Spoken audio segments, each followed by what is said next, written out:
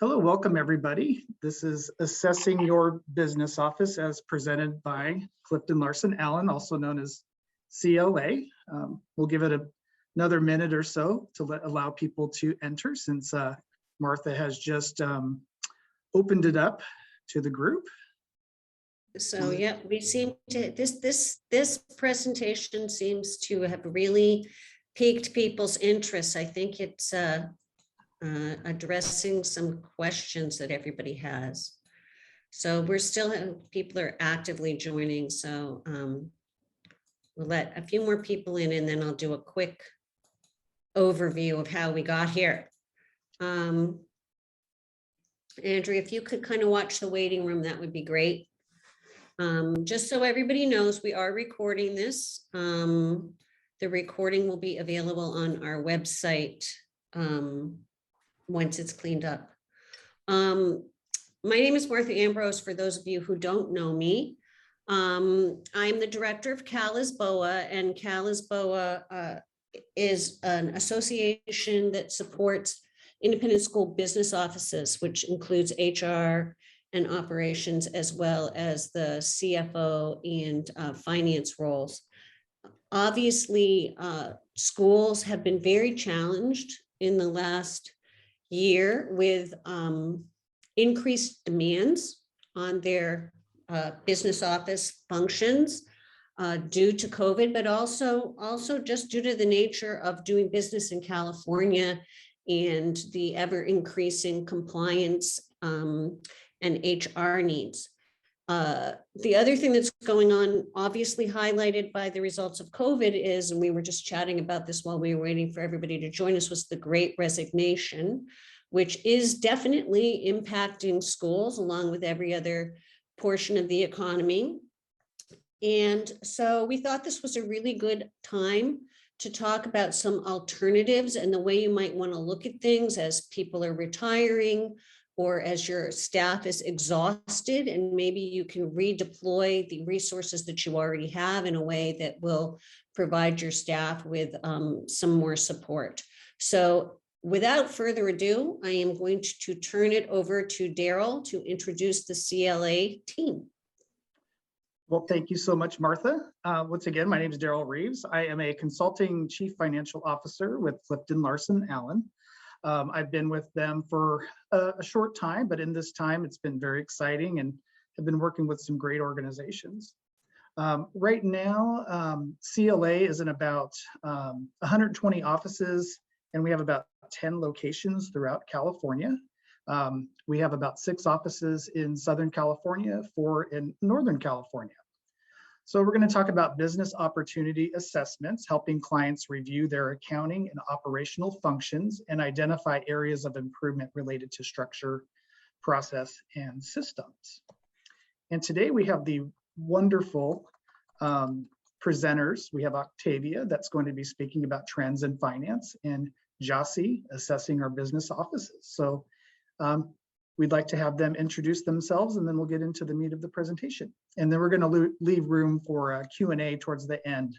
If everybody can just jot down their questions, as we'll have plenty of time towards the end of the presentation for that. So Octavia, you're up next. Great, thank you so much, Daryl. Hello, everyone, good to be here with you. I'm Octavia Gilmore. I'm Principal and National Nonprofit Search Leader here at Clifton Larson Allen. I've been with the firm for 7 years now. I currently reside in our nation's capital and really excited to be here with you all to talk about trends in the talent market and how we can better provide some options for you with your needs. Thank you. Over to you, Jossie. And hi, everyone. Thanks for joining us today. My name is Jossie Dye. I have the pleasure of leading what is actually called our Business Opportunity Assessment practice, although conveniently also stands for Business Office Assessment practice, which you'll get to hear a lot more about after we get to listen a little bit about the trends and what's happening in the talent market. We'll talk a little bit about how to assess operations for opportunities for improved efficacy and efficiencies. So with that, Octavia, I'll go ahead and hand it back to you. Great, Thanks. Thank you so much, Jossie. And so just to get started, we're going to dive into the current state of the talent market and as it relates to the finance and accounting staff within your business office.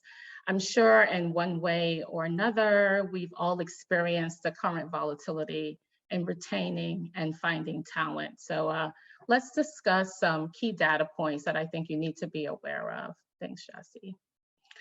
So there is an extreme high demand for talent in this new and emerging economy. As you see on your screen, at the time that this data was retrieved, unemployment was at 4.8%. I happen to take a second look at it today for purposes of this presentation, and we're currently at 5.4%, an increase in just over a week or so. Right now, there's over 10 million jobs open in the market. It is the highest that we've ever seen before. And this has doubled from just in July, where the economy added approximately 943,000 new jobs, totaling 5.7 million. So in history, a few things I'd like for us to just kind of uplift as to the reasons of the current influx of career opportunities in the market. I'm just gonna highlight 3 of them that I think we all can pretty much relate to. Go back, Chassie, please, sorry. That we all can relate to. And the first is, you know, organizations whose workforce was impacted by the pandemic, right? Those who had to go through a reduction in workforce, they're now hiring again, right? Not just replacing those jobs that they had to let go, but they're also adding new ones. The second theme is that employees have become disengaged. Organizations are shifting back to full-time in-office work schedules without any type of remote options. And I think specifically that's relative to schools because there has to be a presence. And I think third, it's due to the high quit rate and retirees, right? Thousands of employers are in the market for new talent right now. Now, what does this mean in the world of accounting and finance? Historically, turnover in accounting and finance typically remained lower compared to other professions and the national average. But due to thousands of employers experiencing the consequences of turnover, this number is aggressively on the incline at the national and local level. And then the pandemic has also caused an adverse impact on organizations' ability to implement their workforce planning process, and organizations were just simply unprepared for the resignation revolution. The Great Resignation. I'm sure that a lot of you have heard of this term so far. And it is the term that's coined by the talent market due to the current high quit rate. We've seen business offices with a staff of 5 easily get dwindled down to a team of 2, and without considerable resignation time that we've seen in the past. The US Bureau of Labor Statistics reports that 4.3 million people quit their jobs in August alone. In addition, a recent labor turnover survey revealed that education institutions, namely schools, is number 2 on the list of employers struggling the most to find talent in the market. So the top questions that we hear from our clients is, well, what do other organizations or schools or nonprofits have to offer that we don't? And the top 3 answers that we hear all the time from candidates, one is culture, second is competitive compensation, and third is continued flexibility. I'm sure that a lot of you probably have seen a little bit of vaccination policies being impacted, but we have not seen that having a high impact on resignations as we talk to talent that are currently in the market. And as we all know, 2020 was the year of work from home and continues to be, right? There were organizations that survived the pandemic, and then there were organizations that thrived the pandemic. Those that thrived they had the ability to reinvent their workforce policies and meet the current needs of the market, causing a damaging domino effect to other organizations. So much so that employers also incorporated national hiring practices versus local. And they're starting to cross sector to identify talent. So that means that you have private organizations that are now cross-sectioning into nonprofit higher ed school systems to get finance and accounting staff. And this is a true sign of the labor shortage that we're currently experiencing.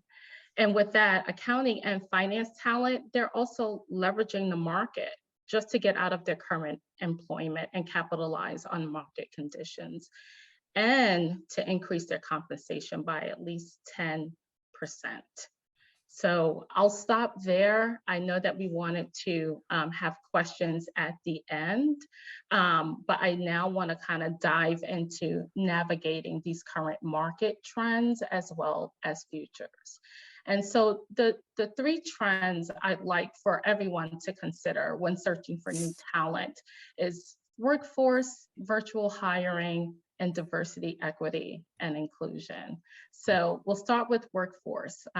I believe that flexing on your workforce policies within your business office will be advantageous when engaging new talent. When we think about independent schools, when we think about nonprofits, we all know presence is key, but finding creative ways to showcase staffing flexibility is really smart. We've seen schools incorporate a hybrid model that's been working really well, where business office staff are on a rotating schedule. Being responsive to current workforce trends, excuse me, indicates your organization's ability to progress, and that is really attractive to candidates that are in the market. Virtual hiring. Create an engaging and efficient hiring process. This will put your school at the top of the list with candidates. A well-organized virtual hiring process sends a message of your investment in technology and that your practices are on trend. A delayed, drawn-out interview process is viewed as dinosauric and leads to disengagement, right, with candidates. And then they interpret this as a clue into your organization's culture as well. One tip I also like to offer, please know that candidates that you're talking to when you're in the market will have at least 2 other organizations in their pipeline that they will not reveal to you and your hiring team. And I think finally, diversity, equity, and inclusion. Having the ability to confidently discuss your organization's commitment to a diverse, equitable, and inclusive workforce is no longer a theme. It's a critical part of your hiring process. This discussion should not only be led by your HR office, every staff member a candidate meets should be able to champion your organization's promise to diversity, equity, and inclusion.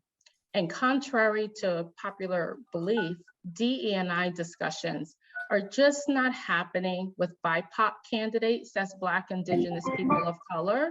We're seeing an is not accepting calls at this time. Please try your call. Sorry about that. We're also seeing an increase in importance to diversity amongst candidates that identify as white as well. So next slide, please, Jossie, thank you. Planning for success. So we now understand all of the data, how volatile the market is. And so how do we start to look at planning for success for our organizations? So in a form of takeaways, I'd like for you to consider some statements and questions that you can ask about yourself in your business office practices. So direct recruiting, right?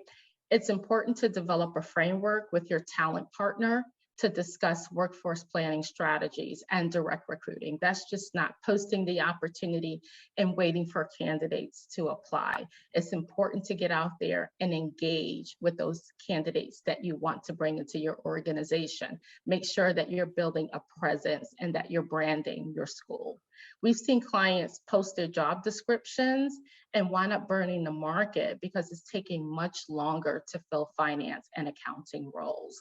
Typically, we would see a role being filled between 6 to 8 weeks. It's taking more like 12 to 14 now. So again, make sure that you build out strategies with your HR leader or recruiting partner within your organization. Current hiring practice. Take a deeper dive into your interview process. Make sure that it's inclusive. Provide candidates with an opportunity to truly learn all aspects of your school and your organization, and not just the department that they're being considered for. And then systems and flexibility. First, is your business office heavily paper driven, right? I think it's important to take a look at that. And do you have the right financial systems in place, right? Second, confirm you have the right staff in your business office to support your organizational objectives and strategy. And then third, do your systems and accounting practices streamline operations or work against it, right? And I know that Josie is going to kind of dive into that in just a couple of minutes. And then final, what is your school's competitive advantage, right? You know, candidates want to hear about career progression and compensation practices. Two themes I want to uplift for career progression. Is there a clear roadmap toward advancing someone's career within your school? Is it consistently communicated, and do all of your staff know what that process looks like?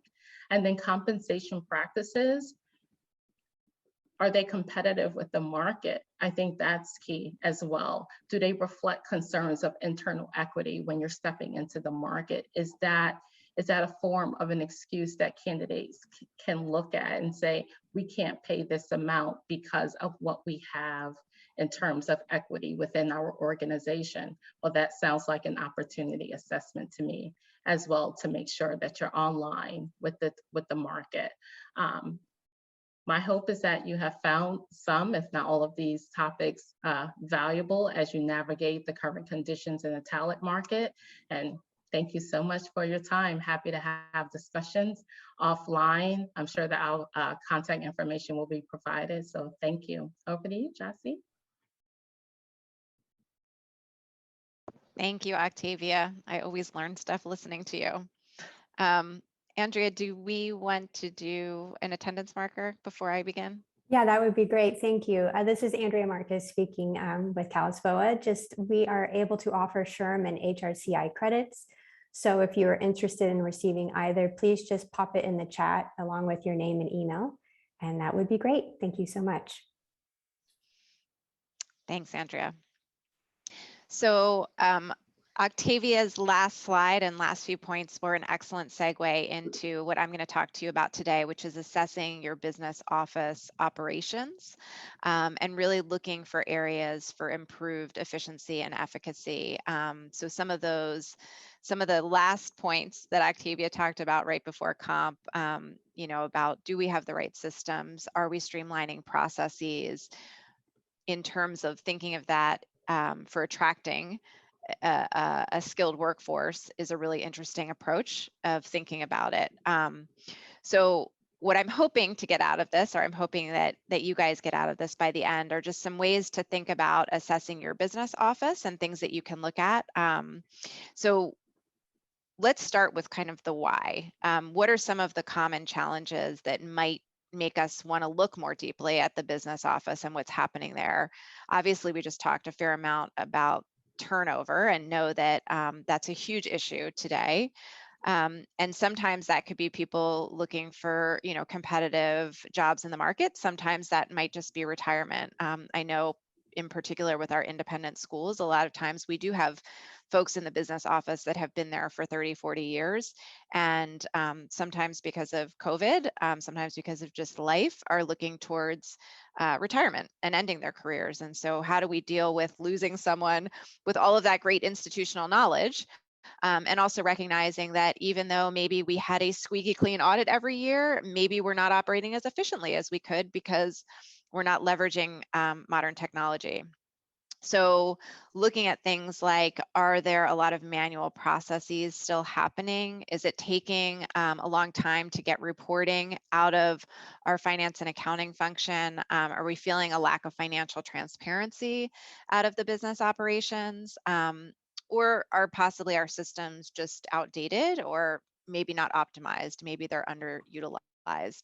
I'll talk a lot today about the finance and accounting function in particular, but just really want to emphasize that this really can apply to any aspect of the operations, right? So really thinking about ways to optimize on efficacy across those operational areas. So not just finance and accounting, but HR as well.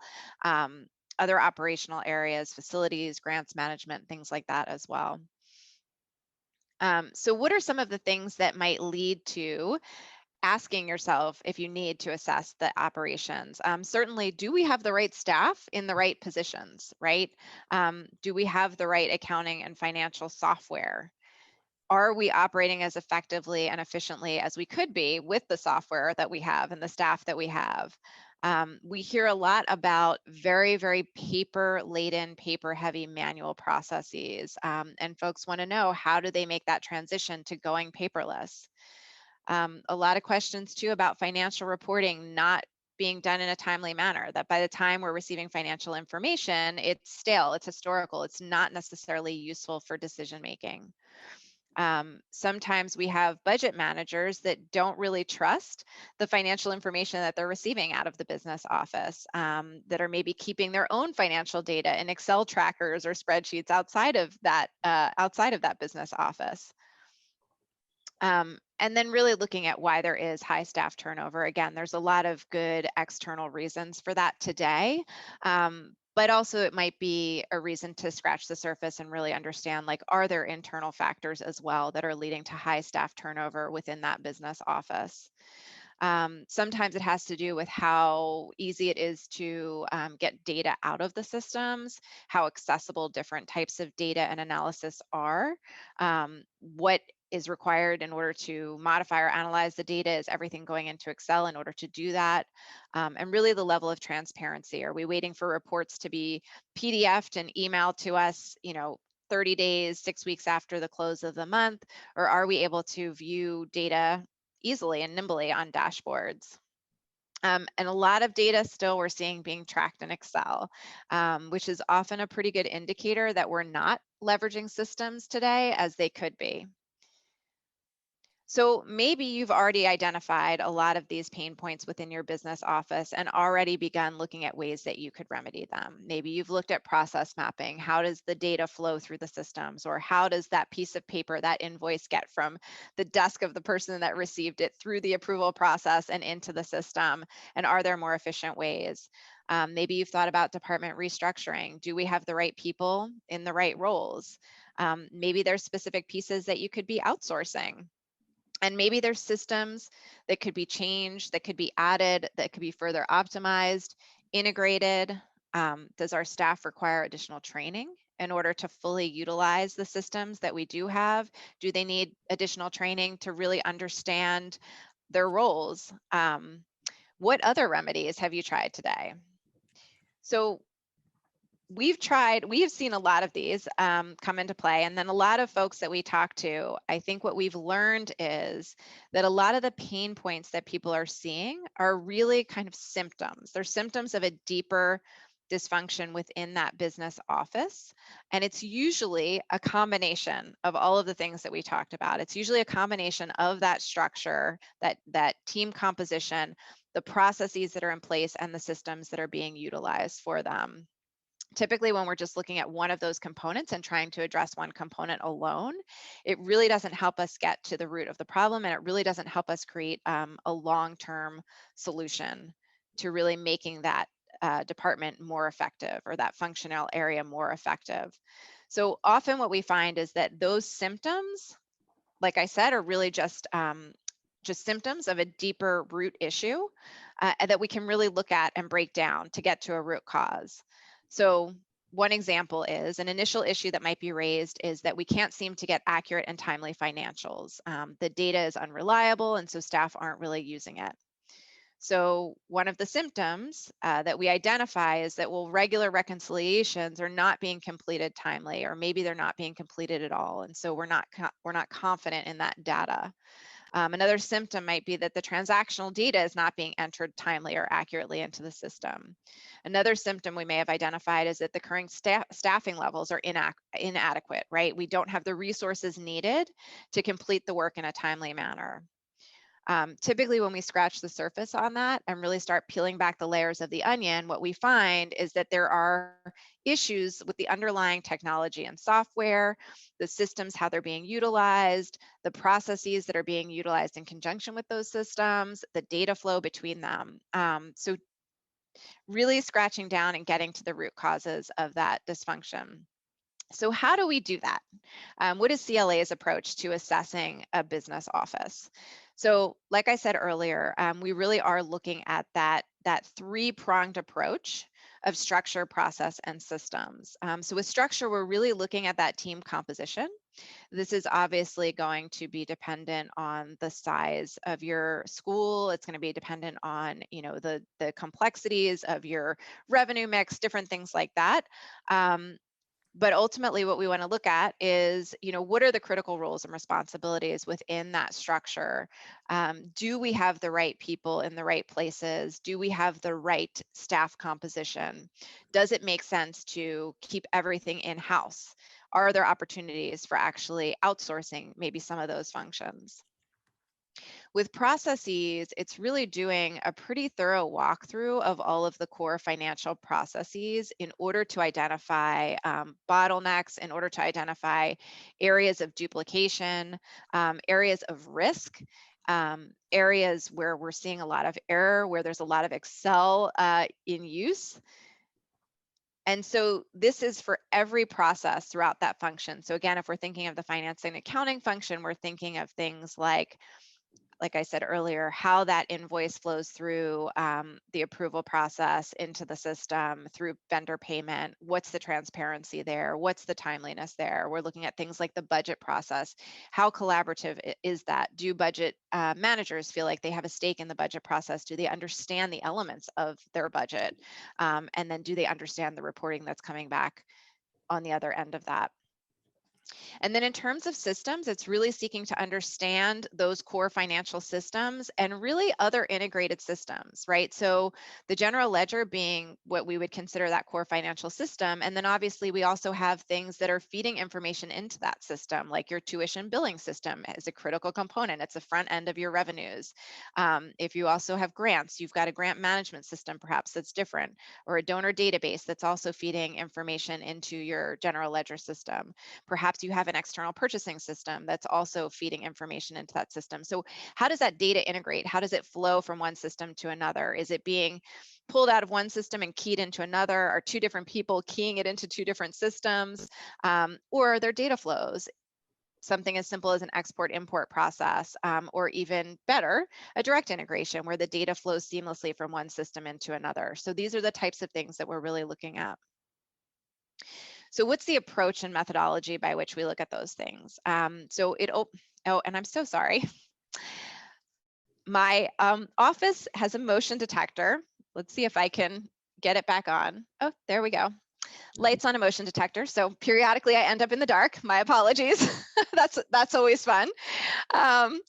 So how do we do it? How do we do a business office assessment? So we always start with a documentation review. We obviously want to have a very good understanding of the whole picture of the business office, of the organization, really, quite frankly. Get an understanding of job descriptions as they stand today, get an understanding of the data objects and data sources, things like charts of accounts, get an understanding of the financial picture. The real meat of the assessment from our perspective really is the interview process. So speaking to all of the stakeholders within the processes that we're talking about.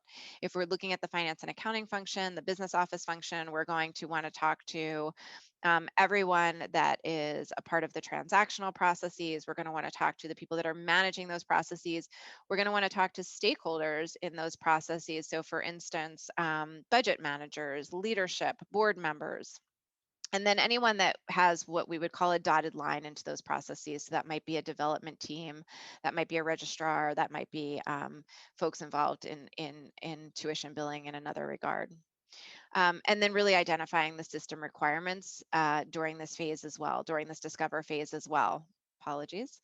Um, and one of the things that I want to note here is that oftentimes what we do find is underutilized systems or a need for new systems. And so oftentimes we are integrating in system optimization and system selection processes. When we are, it's during this discovery phase that we're really outlining and identifying the functional requirements for the systems as well. And then the assessment phase is really taking all of that back to evaluate it, recording our observations, recording recommendations, understanding based on best practices, based on good controls, really what are the ways that we can fully optimize, what are the areas that we do see opportunity for improvement. And then the optimization phase is really putting those into prioritization and sequencing. So for example, if it is the case that maybe the staffing structure needs to be updated, maybe your school has grown and historically you've had a finance team of 2 and you have not had really a strategic level CFO type position, and now you have grown to that point where you really need that higher level of analysis, then maybe that's the time to look at first bringing that person on before or as you are looking at new systems that you want to implement, so that that person also has a role and a stake in identifying and selecting those new systems. So we help with that prioritization and sequencing, and then ultimately system selection and optimization can be a part of it. So one of the things I do want you to walk away with though is that these are tools that you can use, that you can take away and use within your own office, is just really thinking about looking at it as the whole, looking at all of these pieces of the puzzle, thinking about if we need to make improvements in one area, what is the right staffing, what is the right structure that we need in order to help make that happen. So I think I noted some of these, but again, important things to consider overall in the goals is really what you're looking for when you're assessing the operations is you do want to think about it as better support for the organization. I know I actually come from an education background myself, which I probably said as part of my introduction, but I know in education, our primary mission, our primary concern is always going to be program. It's always going to be the students. It's where we pour the vast amount of our resources into. The downside of that is that sometimes our business offices are under-resourced. The business office, in our view, really should be viewed as a customer support arm to the rest of the organization. It should be supporting the mission of the rest of the organization. It needs to be resourced adequately in order to do that.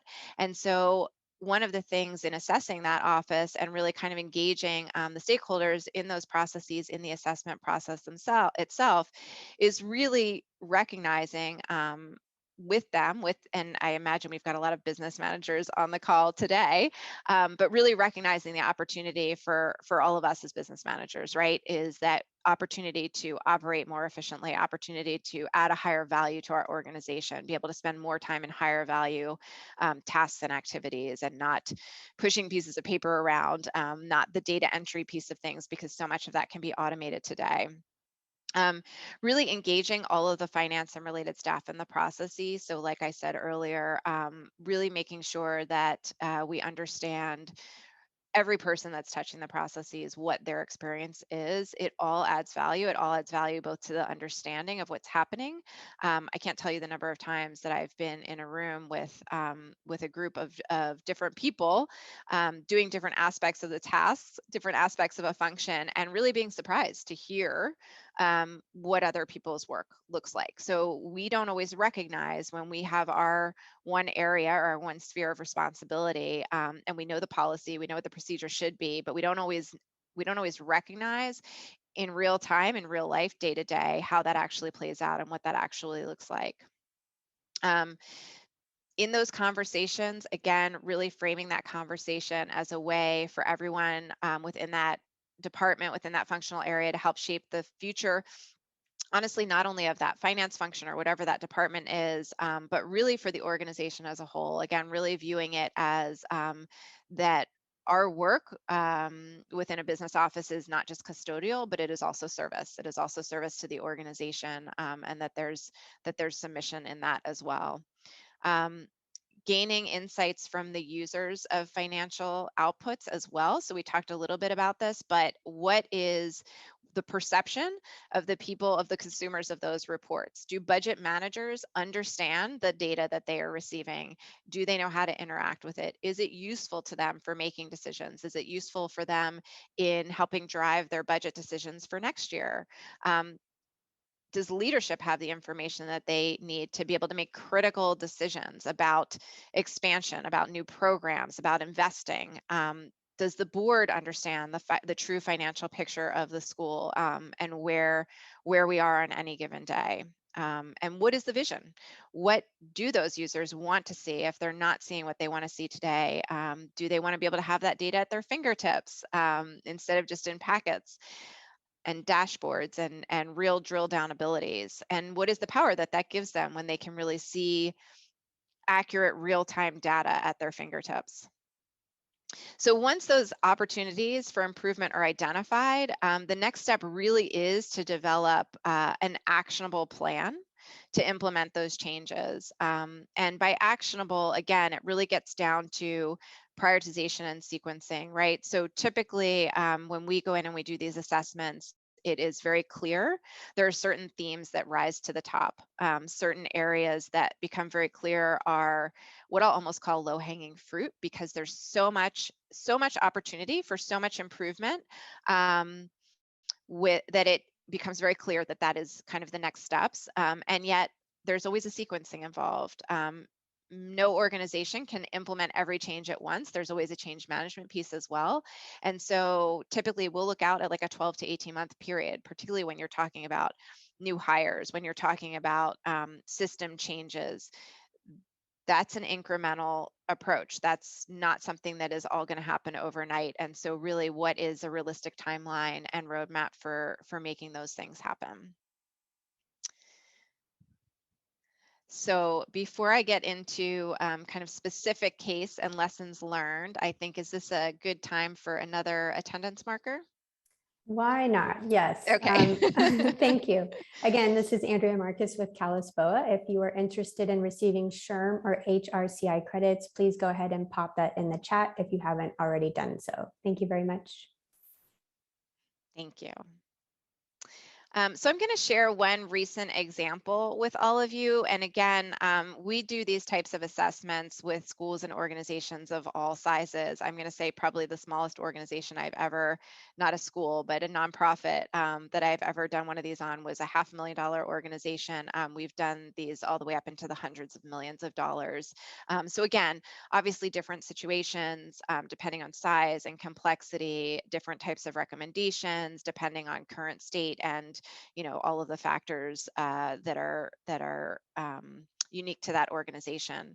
So this particular situation, this was a K-12 independent school. They're about 25 million in operating revenues.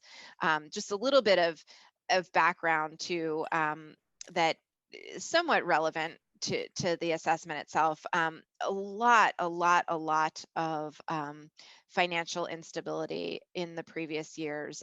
They had, so even pre-COVID, the school had experienced a huge fire that destroyed a lot of the school. Now, I mean, I guess on the upside of the financial picture, they did receive a large insurance settlement. And so there was a lot of work involved in managing that inflow, managing the facilities restructuring. And at the time, they had a CFO who actually managed that piece of it very well. He was very good with all of the insurance contracts. He was very good with understanding the facility needs. And yet there was some real challenges to understanding the financial picture. So board and leadership both really felt a severe lack of transparency. They didn't trust the financial reporting. They didn't feel like they were getting timely financial reporting. They weren't even really receiving full sets of financial statements, really just statements of activities, and often 4 to 6 weeks after the close of a period. There was also a controller there, so CFO, controller, and then a senior accountant, and I can't remember exactly how many staff accountants. I want to say there were maybe 2 staff accountants. And among the team, there was actually no clear ownership of month-end close responsibilities. So as you can imagine, month-end close often dragged on, and period closes were not always clear. There also were not clear lines of supervisory responsibility within that function or within the business office as a whole. And then one of the other concerns from the CEO was really that there was underutilization. So they were using Financial Edge, and she was really concerned that they had Financial Edge NXT, which is the newer cloud-based version of Financial Edge. She really felt like it had the functionality that they needed, but they really weren't seeing the benefits of that. They weren't seeing dashboards. They weren't seeing real-time financial data. And so one of her asks was to include system optimization as part of the assessment project. So some of the known challenges that we knew going into this engagement is that CFO that I talked about was outgoing. So just prior to signing a statement of work on the engagement, the CEO and board decided to terminate the relationship with the CFO. Felt like he was really not what they were looking for in terms of that strategic financial partner that they really wanted at their C-level. And then they really weren't sure with the remaining team that they had if they had the right people in the right places. And one of the things I just want to kind of pause and emphasize here is that when we're approaching an assessment, certainly we're coming in from the outside. It's a little different, obviously, if you're assessing your own operations, but we don't spend enough time, even though we're interviewing each individual staff person, we certainly don't spend enough time with any one person to fully assess, does this person have the requisite skill set for the position that we're looking at or the positions that we're recommending. But what we do have is enough experience and best practices to be able to recommend, again, for the size, for the complexity of your school, here's what a solid business office structure might look like, really to support the mission of your school. And here's what the roles and responsibilities within that structure, how they might be outlined. So this school wasn't sure if they had, that right alignment of roles and responsibilities. And then also, as I mentioned, the delays in financial reporting and the lack of transparency in financial reporting. So a real interest in having dashboards and some visibility there. So some of the things that we learned through going through the process of the assessment is that there truly were not only unclear division of responsibilities and unclear ownership for financial reporting within the finance and accounting function itself, but the roles and responsibilities really were divvied up across the business office. So within HR, within payroll, finance, and accounting, different people own different areas of responsibility that didn't necessarily align with specific functional areas. And nobody really knew kind of who ultimately they were reporting to or kind of understood the larger meaning of what they were doing other than the tasks that were assigned to them. There was a real gap in that strategic financial leadership. So both from the standpoint of helping to support the team and really helping to support that structure so that there was a larger meaning in what people were doing, and from the standpoint of reporting back to leadership and really being able to be a strategic thought partner at the table and offering clear analysis, modeling, things like that, so that there would be useful information for decision making. At the time we looked at the organization, all of HR, IT, and operations did fall under the CFO. Not hugely uncommon to have all areas of operations within that business office and under one person. The challenge here in this case is that there was a real desire to have a higher level of financial strategic thinking. And so what we found is that the CFO that they had just let go because he didn't have that skill set that they were looking for really was probably operating more like a COO. And then they also had a finance director who didn't take ownership and control of the financial reporting. So the finance director was looking for guidance from others as to what they were looking for from the system, but then ultimately was not taking ownership of leveraging the systems that they had to kind of create that type of analysis and financial reporting. Everything was being pulled out of the system, being done in Excel, taking a long time to get it done. And because of that, there really was no collaborative budget process at all. The budget managers, the people that had ownership over different departments, really didn't understand the budget process. They didn't feel like they understood the accounts that were being used to budget against, or the reporting that was coming out of that, out of the finance department, effectively out of the business office. And then the board reporting was infrequent at best. Quarterly board reports didn't even always happen, and there was incomplete board and management reporting in general. So from our perspective, yes, some challenges, but also what we would consider some real opportunities for improvement. So with this particular, in this particular case, as we often do, we recommended a couple of different options around structure. So often when we're looking at organizations, there are best practices, and simultaneously there are usually some options, right? Sometimes it might be an option between a fully in-house solution and some sort of hybrid in-house and outsourced solution. In this case, because of the size and complexity of the school and what they were looking for, we did feel like having an in-house solution made sense. We knew they wanted that higher level strategic finance leader. And we knew they had all of these other areas of operations that the CFO had been previously managing, and had to fall to someone. So in this particular case, I think we offered two different options to try to get those needs met. One that did include rehiring a CFO, but rehiring a CFO that clearly had that strategic financial acumen, and then moving HR and IT into their own realms outside of finance and accounting, and then kind of really realigning the finance and accounting roles up under that CFO. The second option involved hiring a COO, a true COO, but recognizing that that COO might not be that strategic finance leader, and really looking at what the role of the finance director then meant in being that person. In terms of reporting, we did make recommendations around what that reporting package could look like. We like to have conversations too with schools and organizations about what they really see as their KPIs, their key performance indicators. What does the board want to be looking at?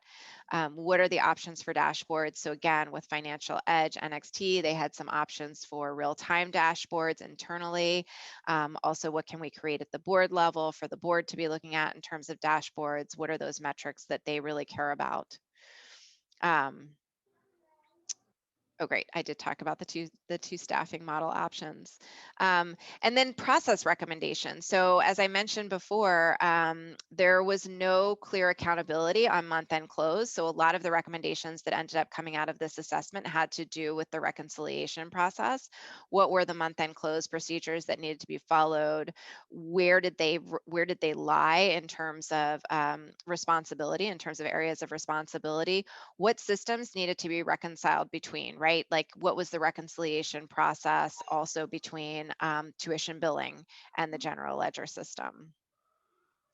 And then really looking closely at that budgeting process and aligning the budget process with the strategic plans and initiatives. So, what we found was happening with the budget process is it really was kind of an Excel output of here are your GL accounts, here are your actuals to date, go, what do we want for next year, and not looking necessarily at the larger vision and the larger goals of the school and the strategic initiatives. And so to do that does mean involving those budget managers in deeper conversations, can require a little bit more upfront planning, and a little bit more strategy around how the budget process is approached. But generally speaking, in our experience, you have a lot better buy-in, a lot better information, quite frankly, in that collaborative type of process.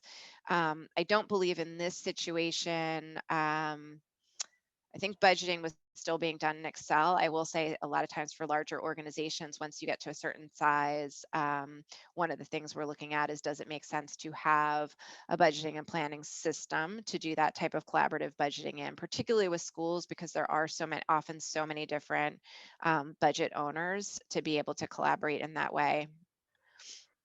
And then, as I mentioned before, the development of those KPIs and those key performance indicators to really make sure that the consumers of financial information, the board members, the budget managers, the leadership is getting the information that they need to make useful decisions.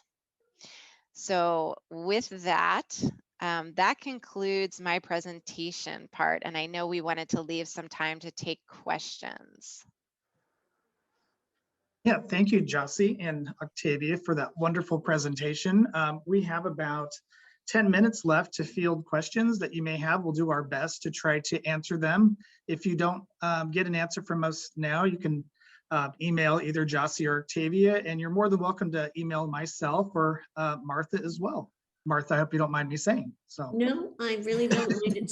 So I would say, let's put, since we have over 100 people on this, let's put questions in the chat, and we'll take a look at that. And I just want to take this time to thank you all. I mean, this is a time I know that a lot of schools have been, business offices have found themselves with even more work than usual that ends up in the business office realm. So this is a good time to have this. We will have a recording available, and we will send an email out with links to that, as well as links to the PowerPoint. I'll also note, while we're waiting to see if questions come through in the chat, that Octavia and I often work very closely together. Octavia really does help clients with search and finding talent, and you know, part of that process is assessing what's happening currently in that functional area. What are the systems? What are the processes? What's the composition? What are the skill sets that we're looking for? So it is very much a collaborative effort. Thank you, Jossie. It's a match made in heaven. It is, I agree. So it looks like we have a question here. How does the typical business office institute significant change while also executing current responsibilities? Do schools hire help to implement on a temporary basis? So that's a great question. And I will say, we do often end up assisting with the implementation as well. Our goal always when we come in to do the assessment is to kind of leave our clients with an actionable roadmap that if they, you know, feel like they have the resources and the time to implement, that they should be able to do that independent of us.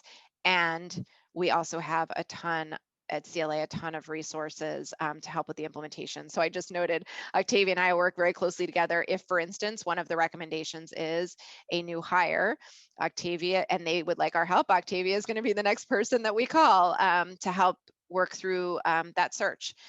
Some of the other really common things that we end up assisting with, I noted the system optimization. So even with the school that I just described, part of that, part of the outcome and part of the deliverable of that assessment was a system optimization project with Financial Edge, which I apologize, I should have had on my slides. And basically what that means is we're looking at those functional requirements that we've identified during the assessment. We're looking at the gap between the functional requirements and what the system is currently doing for you today. And then working with the vendor to understand, is this just an issue of training? Is this an issue of additional configuration? Is it an issue of additional modules? Like, what are the steps that need to be taken in order to close that gap between functional requirements and system functionality today? And then we're also able to assist with what we call implementation advisory. So basically helping you close that gap and helping coordinate the pieces to get that gap closed.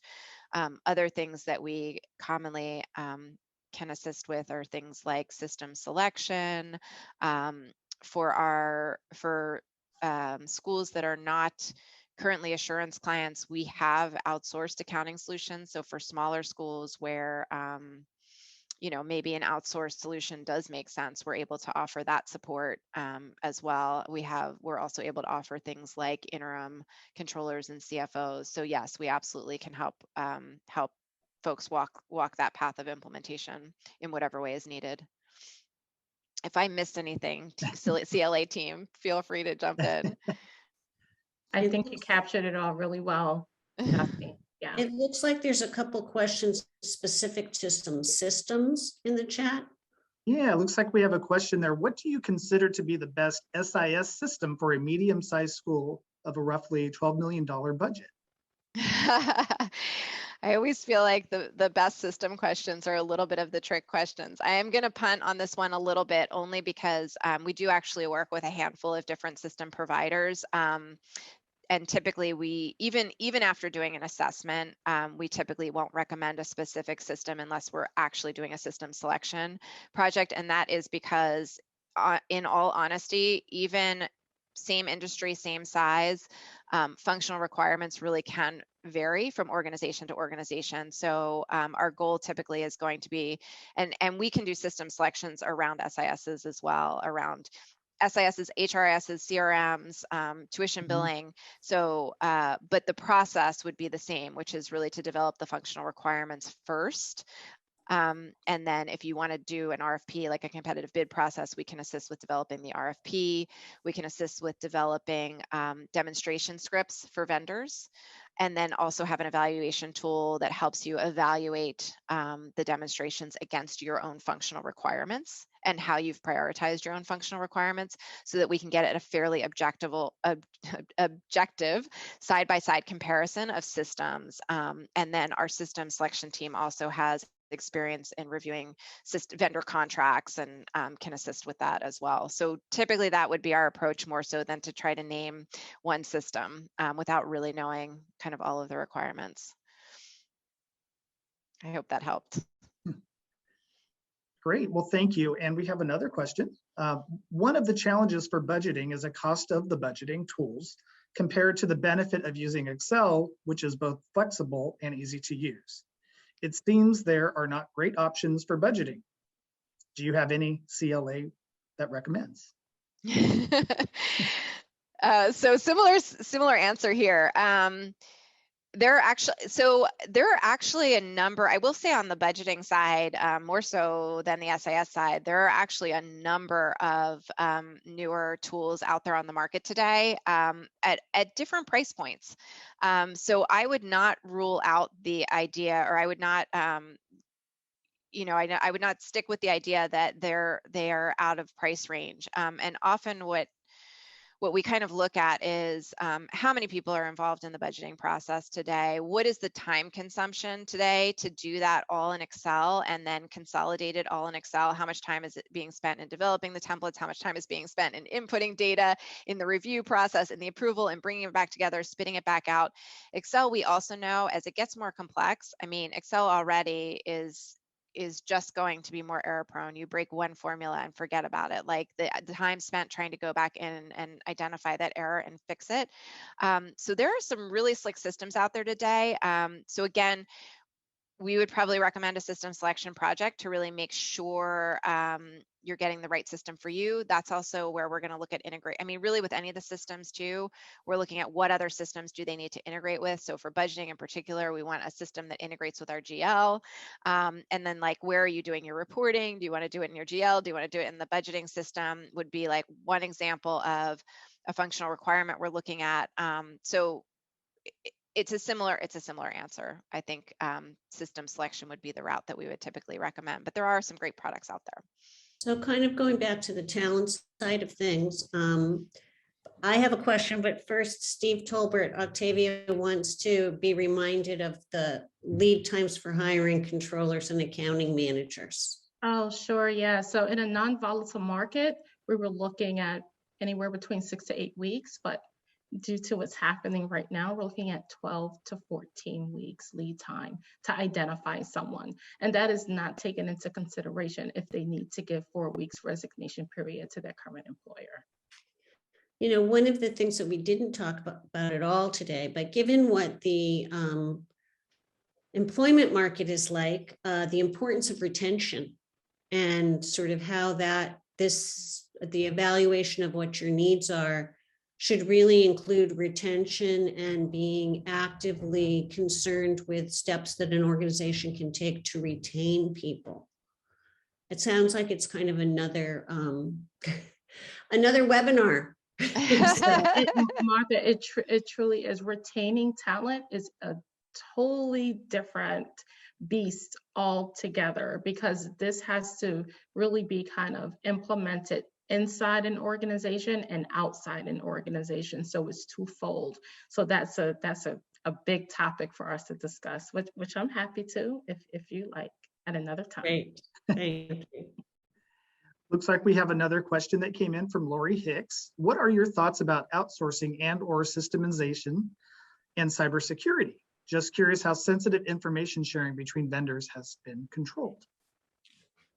Yeah, that's another great question and incredibly timely. And I imagine that not everybody that's on this call would necessarily be on CLA's mailing list, but I will say that we, certainly anyone that wants to be added to our mailing list, let us know, because we do regular complimentary webinars and blog posts and articles about cybersecurity, because it is a critical topic. In particular, schools are getting hit more and more. I think we've done a number of K-12 cybersecurity topics. We also do cybersecurity assessments, so external penetration testing, internal penetration testing, general controls assessments of, you know, what your vulnerability levels are. So that is something that we are also able to assist with. Thank you so much. Well, thank you all very much. We will let you know how, to access slides and the recordings when they are ready. And obviously there's contact information on the slides if you've not already taken that down. So we really appreciate it, and thank you. Thank you, everybody. It was a pleasure. Thanks so much. Thank you, everyone. Thanks for having us. Yes, thank you. Have a great day. Bye.